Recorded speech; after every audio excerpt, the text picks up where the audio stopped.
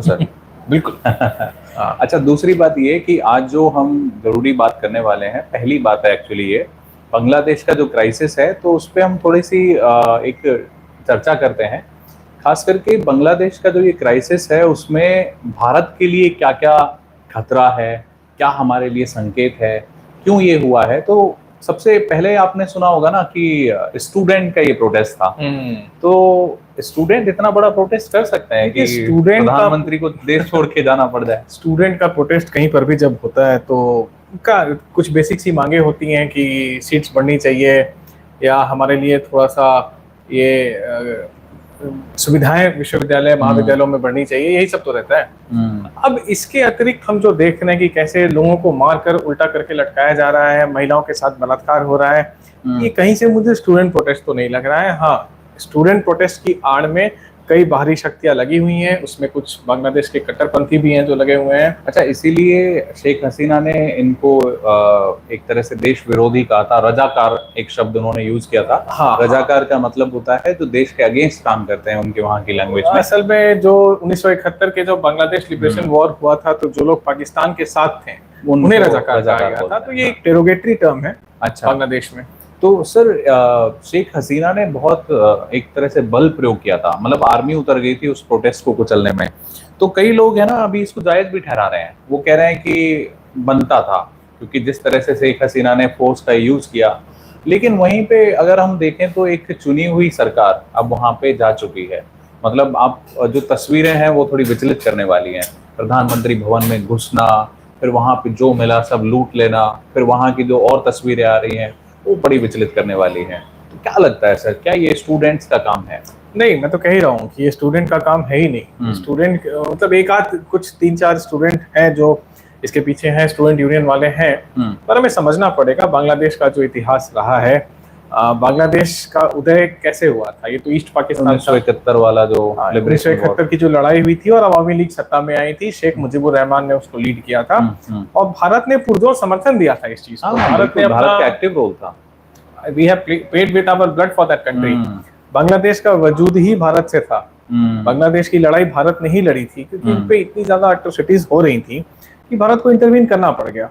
मुक्ति बाहिनी बने थे, मुक्ति योद्धा को इंडियन आर्मी ने ट्रेन किया था, जो कि बांग्लादेश के लिबरेशन वॉर में उन्होंने एक बहुत प्रमुख भूमिका निभाई थी। ऑफ कोर्स भारतीय सेना का भी एक बहुत बड़ा योगदान था। लेकिन ये सब जो था वो था ये 1971 की कहानी है। थोड़ा सा और पीछे चलते, ज्यादा नहीं, 20-25 साल पहले अगर जाएंगे, जब बंटवारा हुआ था 1947 में, तब ये मुजीबुर रहमान कहाँ थे? मुजीबुर रहमान के खिलाफ काफी लोग गुस्से में हैं अभी भी। अब पता नहीं उनका इतिहास, थोड़ा सा आप उस पर चर्चा देखिए। मैंने एक फोटो देखी कि मुजीबुर रहमान के, आपने सबने देखा है कि उनकी मूर्ति को गिराया गया भी है, थंबनेल पर है। एक तो चढ़ गया और सुसु कर पड़ा था। बिल्कुल, he was actually urinating on his head. तो भारत में भी कई लोगों को बुरा लगा कि ये तो मुजीबुर रहमान बढ़िया आदमी था। मैं उस 2 दिन पहले की बात है, मैं दिल्ली में जा रहा था, तो एक मुजीबुर रहमान पथ से मैं गुजर रहा था। मैं दिल्ली से, दिल्ली में मुजीबुर रहमान पथ है, मुजीबुर रहमान के नाम पर एक सड़क है। मैं कभी कभी सोचता हूँ कि इग्नोरेंस ऑफ हिस्ट्री ये हमारे पॉलिसी मेकर्स में है या फिर रीच आउट करने के लिए इन चीजों को हटाया जाता है। मुजीबुर रहमान 1946 में मुस्लिम लीग का कार्यकर्ता था। कलकत्ता की जो ग्रेट वही मुस्लिम लीग जो पाकिस्तान चाहती थी, मोहम्मद अली जिन्ना की मुस्लिम लीग उसका पार्ट थे ये उसके एक बहुत ही एक्टिव मेंबर थे। इन्होंने कलकत्ता यूनिवर्सिटी के सामने तो इस मुस्लिम लीग का झंडा लहरा दिया था। अच्छा, ये मैं कुछ आंकड़े, कुछ तथ्य लेकर आया हूँ आप लोगों के लिए कि ये मुस्लिम लीग के नेता थे। ग्रेट कलकत्ता किलिंग जो अगस्त 1946 में हुई थी, इनका बहुत अच्छा योगदान था। और मैं कहाँ से ये सब ला रहा हूँ, तो इनकी खुद की बायोग्राफी है, द अनफिनिश्ड मेमोइर्स। अच्छा, मतलब इन्होंने अपनी खुद की बायोग्राफी में ये लिखा हुआ है। इन्होंने लिखवाई ये बायोग्राफी, तो ऑफ कोर्स कमीशन की जाती है। तो अनफिनिश्ड मेमोइर्स में ये सारी बातें लिखी हुई हैं, कोई भी इसको पढ़ सकता है, देख सकता है। हाँ, बाद में ये कहते हैं कि वो थोड़ा सेकुलर हो गए, अकोमोडेटिव हो गए। 1971 हो गए थे या फिर जरूरत थी भारत का साथ पाने की? वही बात है कि 1971 में इनका रवैया बदल गया। इन्होंने कहा कि जो नया देश बना है बांग्लादेश, वो एक रिलीजन न्यूट्रल बनेगा, रिलीजियसली न्यूट्रल बनेगा, सेकुलर रहेगा। लेकिन 1945-46 में इनके क्या व्यूज थे सुहरवादी के साथ, डायरेक्ट एक्शन डे और कलकत्ता ग्रेट किलिंग्स में मुजीबुर रहमान का रोल था। ये बात दुर्भाग्यवश हमारे देश में कम लोग जानते हैं। अरे वाह। ये तो इनफैक्ट सर मैं भी नहीं जानता था कि इनका ये रोल था मुस्लिम लोग लीग के साथ मिल करके, मतलब बड़ी अच्छी बात थी ये तो।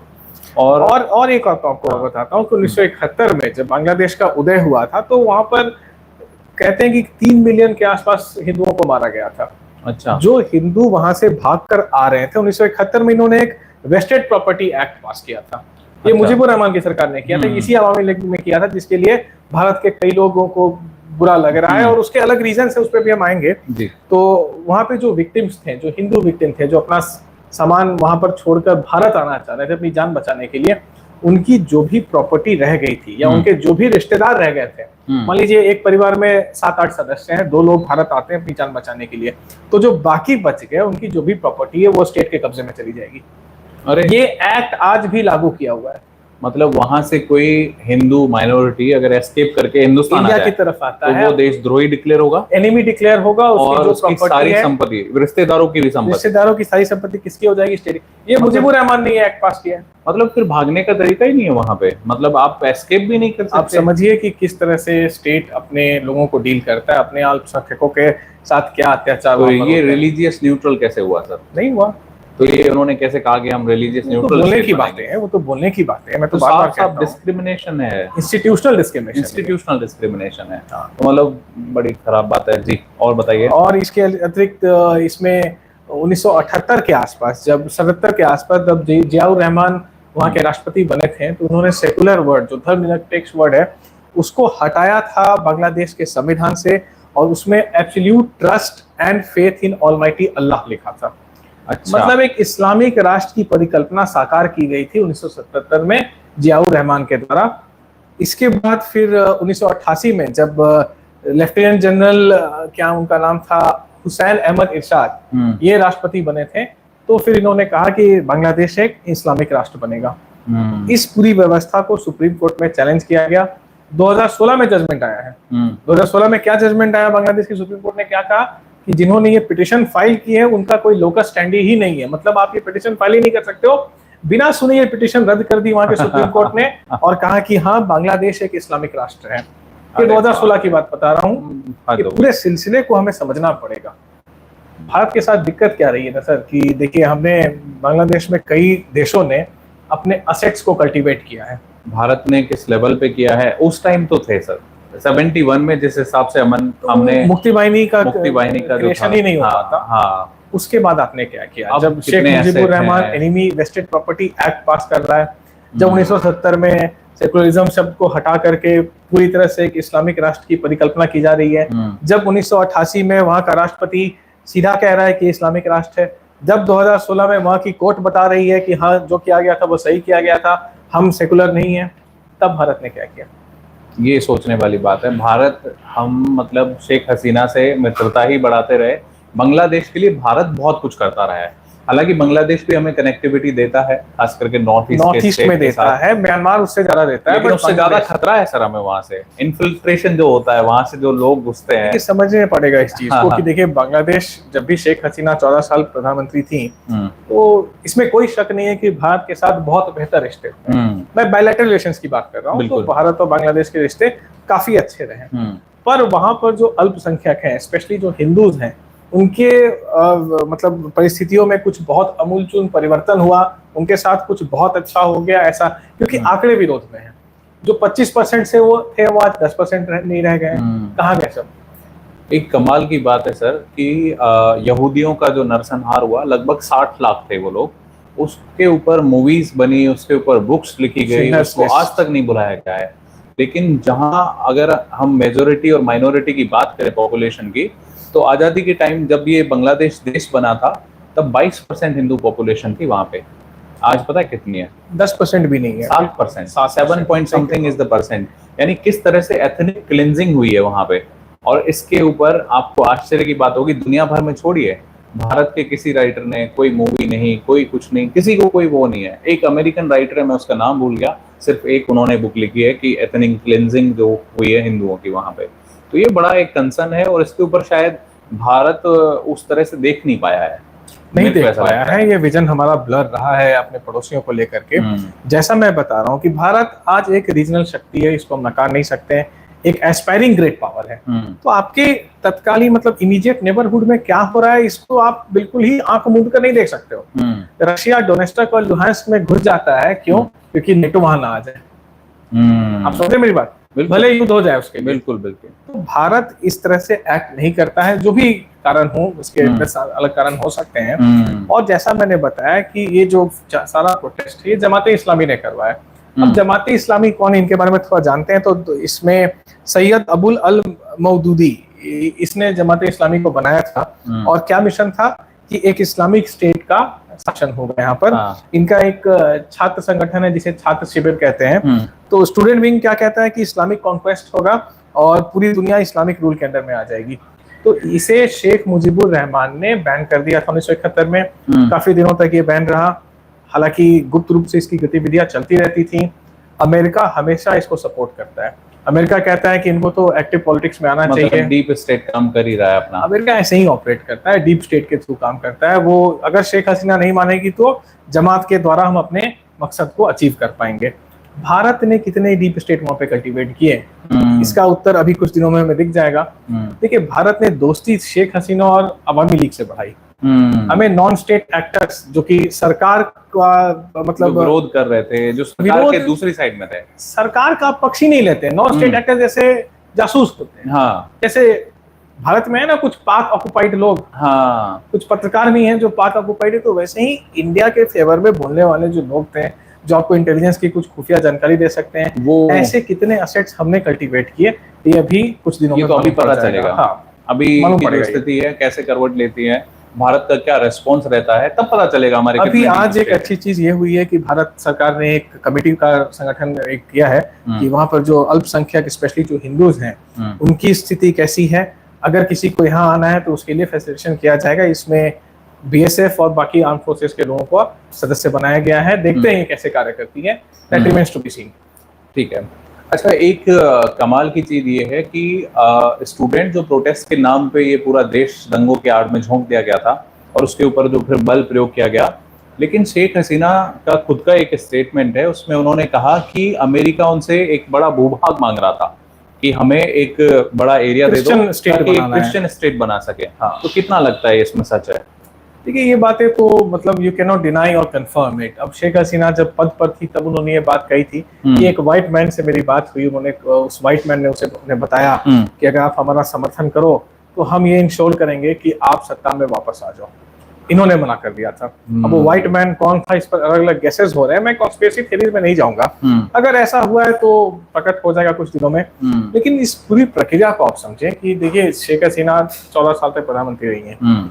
अभी पिछले दिनों जो चुनाव हुए उसमें वो जीती और विपक्ष जो है, जो बीएनपी है, चुनाव से बायकॉट कर गया था, तो वहीं पर इस पूरी चुनावी प्रक्रिया को अंडरमाइन करने का प्रोसेस स्टार्ट हो गया था। मतलब एक सोचा समझा स्टेप था ये ऑपोजिशन का। बहुत बहुत गहरे इसके पीछे चली गई है। बाहर के जो शक्तियां हैं वो काम कार्यरत थी यहाँ पर कि हम इलेक्टोरल प्रोसेस को ही अंडरमाइन कर देंगे, चुनावों की लेजिटिमेसी पर ही प्रश्न खड़ा कर देंगे। लेकिन बांग्लादेश ने एक अच्छी चीज की थी, उनके वहां पे फेयर इलेक्शन हो रहा है, इसको ऑब्जर्व करने के लिए उन्होंने अलग अलग देशों को इनवाइट किया था। हाँ, ऑस्ट्रेलिया को, इंडिया भी था, भारत भी, और इंडिया ने भी ऑब्जर्व किया और इन सब ने कहा था, इनकी जो रिपोर्ट है आप देखेंगे तो उसमें कहा था कि हाँ बिल्कुल फेयर एंड फ्री इलेक्शन हुए हैं। लेकिन यूएस ने क्वेश्चन मार्क लगाया था। और राजनीति और जियोपॉलिटिक्स दोनों ही परसेप्शन का गेम है। बिल्कुल। तो जो परसेप्शन गया, अमेरिका ने जो प्लस चिन्ह उठाया, प्लस इनके यहाँ से जो विपक्ष है, इसमें कट्टरपंथी जैसे जमात है, हिफाजत इस्लाम है, बीएनपी खुद बेगम खालिदा जिया की जो पार्टी है, तो ये तो सत्ता में आने के लिए छटपटा रहे थे। अब कैसे हुआ ये विरोध, तो इसको समझते हैं कि एक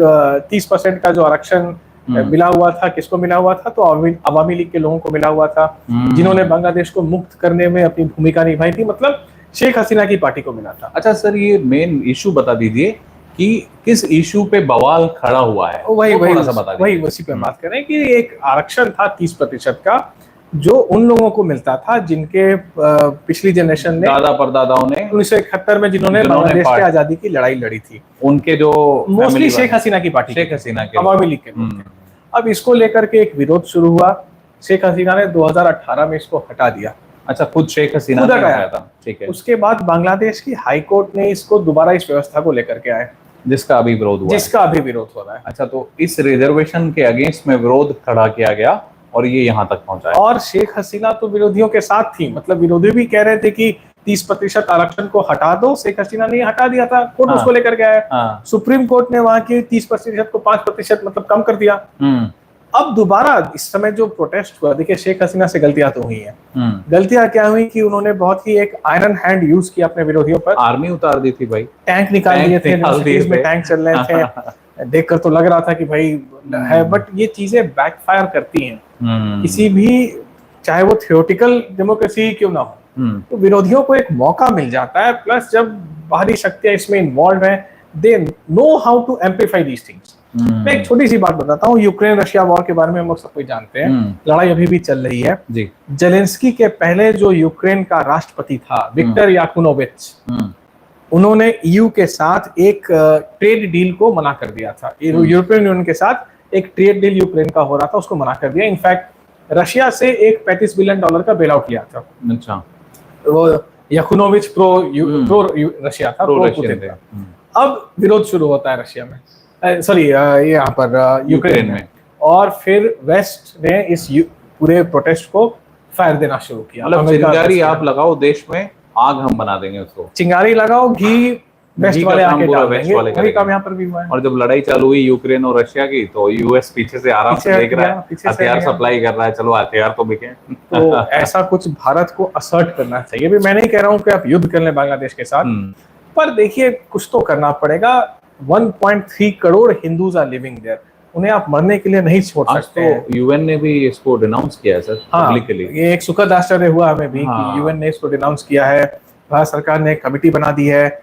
जो नए प्रधानमंत्री आए हैं वहां पर, जो नोबेल लॉरेट हैं मोहम्मद यूनुस, उन्होंने खुद भी कहा है कि इस पर प्रतिबंध रखना चाहिए। तो इस पर काफी आरोप, सनसनीखेज वाले आरोप हैं, टेररिस्ट एक्टिविटीज में कन्विक्ट हो चुके हैं वो, माइक्रो फाइनेंस के बहुत बड़े विशेषज्ञ माने जाते हैं। लेकिन एक केस में, करप्शन के केस में, शेख हसीना ने कहा था ये तो गरीबों का खून चूसता है। तो उनको तो तड़ीपार किया गया था। He was living under exile, but now he has come back.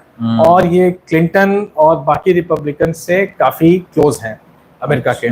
तो ये देखा ऐसे जा रहा है, कुछ लोग ऐसा मानते हैं कि अमेरिका ने अपने आदमी को वहां पर प्लांट किया है। हालांकि इनका जो वक्तव्य आज मैंने देखा है, उन्होंने कहा है कि हम चाहते हैं कि भारत के साथ अच्छे रिश्ते रहें और हमारे यहाँ अल्पसंख्यकों पर, विशेषकर हिंदुओं पर किसी तरह का अत्याचार ना किया जाए। तो अब देखने वाली बात है कि कहाँ तक अमल में आता है। ठीक है, तो मतलब कमाल की बात यह है देखने वाली कि जो खुद को कहता है कि हम दुनिया के सबसे पुराने लोकतंत्र हैं, बड़ा तो लोकतंत्र इंडिया है, सबसे पुराना लोकतंत्र तो अमेरिका है।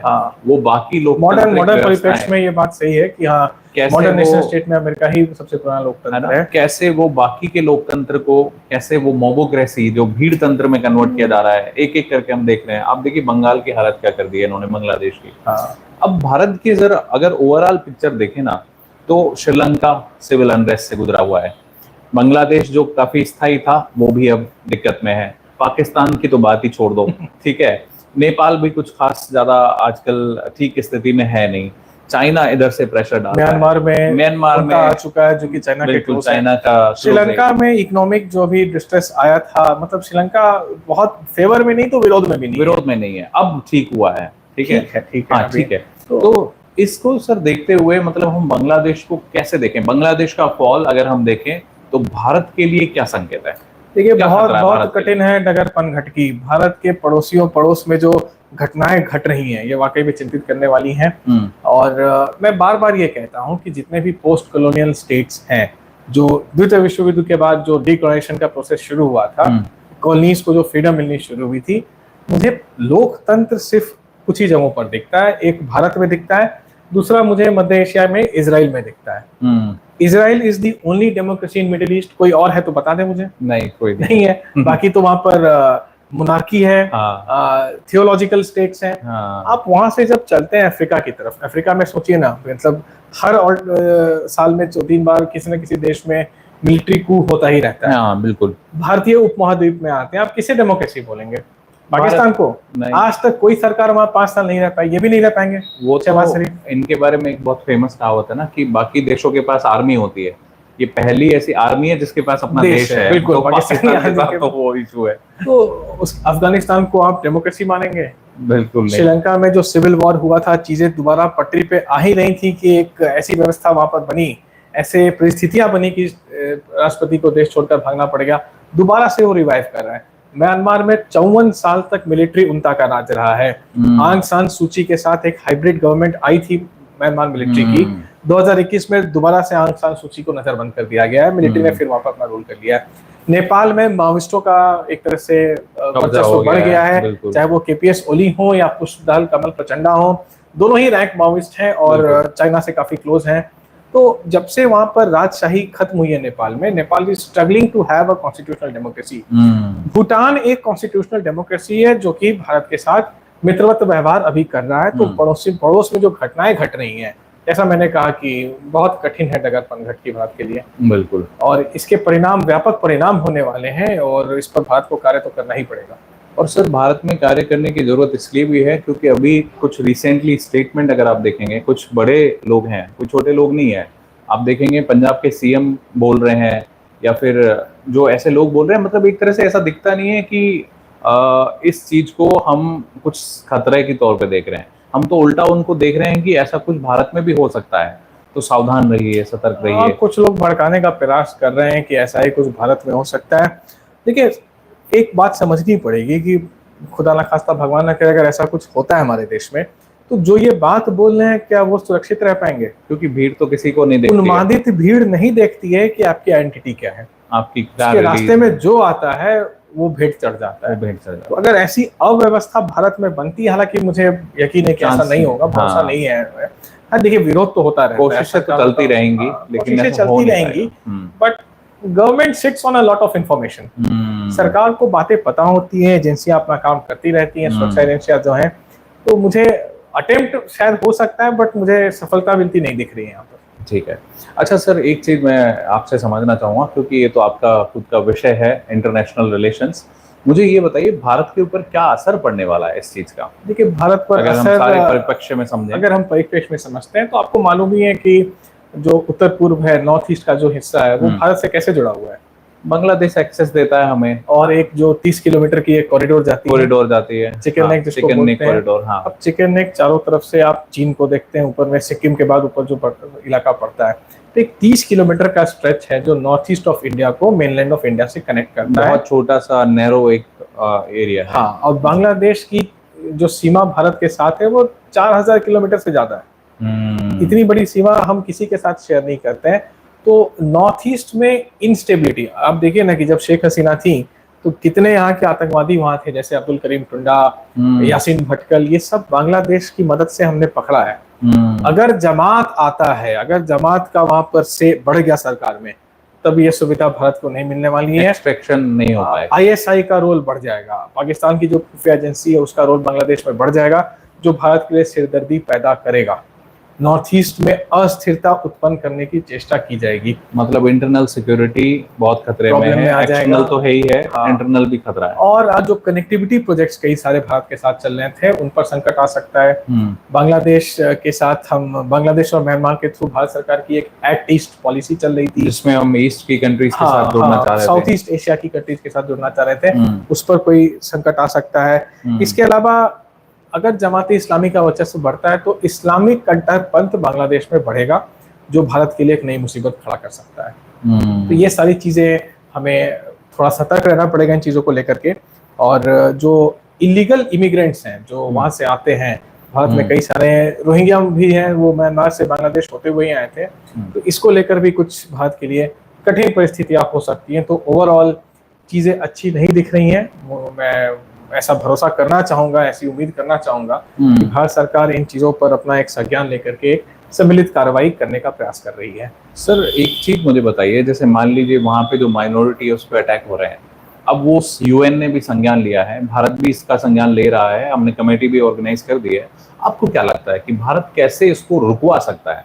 कोई मतलब भारत के पास ऐसा, आपके हिसाब से कोई वेपन है भारत के पास जिसको यूज किया जा सकता है? देखिए, इस पर वेपन का काम नहीं होता, मतलब वेपन मतलब मैं इन द सेंस कह रहा हूँ कि किस तरह से इस चीज को रोका जाए, प्रक्रिया ऐसी है, कोई प्रक्रिया ऐसी हो। देखिए, जब विभाजन हुआ था तो बांग्लादेश तो ईस्ट पाकिस्तान था। कुछ दस्तावेज दोनों देशों के मध्य में हस्ताक्षर हुआ था, साइन किए गए थे, जैसे नेहरू लियाकत पैक्ट है, देसाई लियाकत पैक्ट है, जिसमें कहा गया था कि दोनों देश अपने यहाँ अल्पसंख्यकों की सुरक्षा करेंगे और हर कोई इसमें इसका साथ देगा। अगर कोई वहां से यहाँ आना चाहता है या वाइस वर्सा, तो सरकार इसको फैसिलिटेट करेगी। वेंकट धुलीपला की एक किताब है क्रिएटिंग अ न्यू मेडिना, पाकिस्तान के बारे में। बड़े अच्छे इतिहासकार बने जाते हैं वेंकट धुलीपला। उन्होंने लिखा है कि जब भारत के हाई कमिश्नर ने बात की थी पाकिस्तान से कि अगर इन लोगों को यहाँ पर अल्पसंख्यकों को दिक्कत हो रही है तो इन्हें आप भारत भेज दो, हम सहर्ष इनको स्वीकार कर लेंगे। आपको पता है उस बुक में ये लिखा है कि हाई कमिश्नर ने क्या बोला था, अगर ये चले गए तो हमारे यहाँ सफाई कौन करेगा। ज्यादातर दलित हैं जिन्हें इस काम में वहां जबरदस्ती लगाया गया है। अब देखो उनकी क्या स्थिति है, तो उन्हें उस तरह का काम दिया गया है, तरक्की का उनके कोई रास्ता दिखता नहीं है। They are condemned to live that life और वापस आने दे नहीं रहे। मुजीबुर रहमान ने वेस्टेड प्रॉपर्टी एक्ट पास कर दिया। भारत ने उस समय इस पर बहुत तीखी प्रक्रिया नहीं दी थी जो कि हमें देना चाहिए था। अभी हम क्या कर सकते हैं? अभी जैसे एक कुछ करने की नहीं, आपको बस संकेत देने की आवश्यकता है। पोस्टेज वाली पॉलिसी थी ना, जो हमारे जिन्ना बोलते थे, जिन्ना मोहम्मद अली जिन्ना कहते थे कि अगर भारत में मुसलमानों को कुछ किया गया तो यहाँ भी गैर मुसलमान है, उनके लिए दिक्कत हो जाएगी। मैं नहीं कह रहा कि भारत को ऐसा कुछ करना चाहिए, लेकिन हम सबको मालूम है कि भारत में अवैध रूप से कई बांग्लादेशी रहते हैं। बस उन्हें चिन्हित करना शुरू कर दो। खाली चिन्हित करने से ही दबाव बढ़ जाएगा। वहां पर दबाव, आप एक मैसेज तो दीजिए कि there are skeletons in your cupboards. आपको कुछ नहीं करना। मैं नहीं कह रहा कि उनके साथ कोई अत्याचार करो, इलीगल है तो उन पर मॉनिटरिंग तो ऐसे ही रहती है। तो उनको जरा चिन्हित करना शुरू करो, उनको आप थोड़ा सेग्रीगेट करना शुरू करो। इसके अलावा थोड़ी सी मसल फ्लेक्सिंग जिसको कहते हैं ना, जैसे ऑपरेशन पराक्रम किया था, जब भारत की संसद पर हमला हुआ था तो India mobilise its troop on the LOC. तो वैसे कुछ मूवमेंट दिखाओ ना बॉर्डर पर, इतना काफी है। बस इतना बहुत है। आपको क्रॉस करने की आवश्यकता नहीं है। आपको किसी को अंदर में, किसी बांग्लादेशी को, चाहे वो वैध हो या अवैध हो, हम हिंसा का समर्थन नहीं कर रहे हैं। हम एक लोकतांत्रिक देश है जो मानवाधिकारों को तवज्जो देता है। मानवाधिकार, ह्यूमन राइट्स को हम रिस्पेक्ट करते हैं, बट उनको आप सेग्रीगेट करिए, उनके लिए कोई प्रोविजंस बनाइए, थोड़ी सी फोर्सेस की मूवमेंट दिखाइए तो बॉर्डर पर इतने में ही संदेश चला जाएगा। उन्हें पता है कि भारत के साथ वो सैन्य युद्ध में कहीं नहीं टिकते हैं। ये एक मैसेज देने की आवश्यकता है। मुक्ति बाहिनी भारत ने ही शुरू की थी ना, आवश्यकता पड़ेगी फिर करेंगे। अब ये देखना होगा कि भारत का रेस्पॉन्स क्या रहता है, भारत ने कितने वहां पे डीप स्टेट कल्टीवेट किए हैं, कितना भारत का वहां पे खुफिया तंत्र सक्रिय है, ये आने वाले कुछ टाइम में पता लगेगा। आने वाले समय में पता चल जाएगा। जो प्रो इंडिया लोग हैं, जो प्रो इंडिया वॉइस हैं, उनको आप आइडेंटिफाई करिए, उनको आप इंकरेज करिए। जो कमेटी आज बनी है उसमें बीएसएफ के कमांडेंट वगैरह हैं, उनको कहा गया है कि बांग्लादेश में जो अन्य सैन्य अधिकारी हैं उनसे संपर्क साधो और उन्हें कॉन्फिडेंस में लेके इस बात को कम्युनिकेट करो कि आपके यहाँ सबको के साथ अगर सही नहीं हो रहा है तो हम उनकी सुरक्षा करने को तैयार हैं। तो एक संयुक्त प्रयास बांग्लादेश के साथ करना चाहिए। डॉक्टर यूनुस ने तो एक सकारात्मक संदेश दिया है, भारत प्रधानमंत्री मोदी ने भी उनको बधाई दी है। तो अब साथ में मिलकर कुछ कार्य करना चाहिए इसको लेकर के। नहीं है तो फिर थोड़ा सा डिस्प्ले ऑफ हार्ड पावर तो करना पड़ेगा। ठीक है, अभी के लिए तो सर यही घटनाएं हुई हैं बांग्लादेश में। अभी अंतरिम सरकार वहां पे बनने वाली है, जैसा कि सर ने बताया, डॉक्टर यूनुस के अंडर में। और मिलिट्री का वहां पे कितना रोल रहेगा ये तो आने वाले टाइम में पता लगेगा। अगर कुछ भी ऐसा मेजर डेवलपमेंट होता है तो हम फिर से आपके सामने लाइव हाजिर होंगे। आज के लिए सर मेरे ख्याल से इतना बहुत है। अभी के लिए जो हमारे पास जानकारी थी, जो तथ्य थे, शेयर कर दी, उसे हमने साझा कर ही दिया है। आगे जो भी इस पे नई डेवलपमेंट होगी फिर इस पे हम बैठ के बात। ऐसी तरह के सर इशू भारत में ना हो, कोई ऐसा आप कुछ सतर्कता के लिए कुछ बोलना चाहेंगे? देखिए, एक ही चीज मैं कहना चाहूंगा कि देखिए, कई बार होता है कि हमें परेशानी होती है और लगता है कि सरकार विरोध में जा रही है, सरकार जो हमें चाहिए वो नहीं कर रही है। मेरा एक ही निवेदन है उन लोगों से जो हमें सुन रहे हैं कि कृपया ऑफिशियल वर्जन पर जाएं। जो सरकार बता रही है कृपया उस कम्युनिकेशन को सुने। आपको नहीं पसंद है आप विरोध करिए, आप एक लोकतांत्रिक देश में आपको पूरा अधिकार है विरोध करने का। लेकिन अगर आप ये सोचते हैं कि कोई बाहर से आके आपकी नापसंदीदा सरकार को हटा के आपके पसंद की सरकार को अगर इंस्टॉल कर देगा, then you are living in a fool's paradise.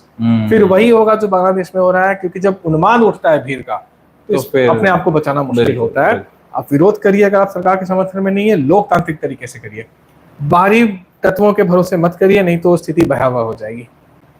चलिए फिर सर, आज के इस इशू में इतना ही। फिर से किसी इशू पे हम फिर लाइव आएंगे और ये हमारा पहला लाइव था। थोड़ा सा टेक्निकल ग्लिच आने की वजह से हम थोड़ा डिले हुए।